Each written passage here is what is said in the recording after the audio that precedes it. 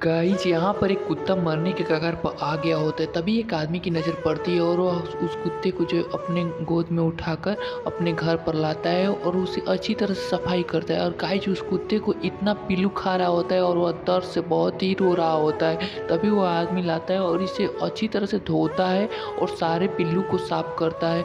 और पिल्लू सारे साफ कर कर जो है कुत्ता थोड़ा ठीक हो जाता है और वह उस कुत्ते को जो है थोड़ा ट्रीटमेंट देता है।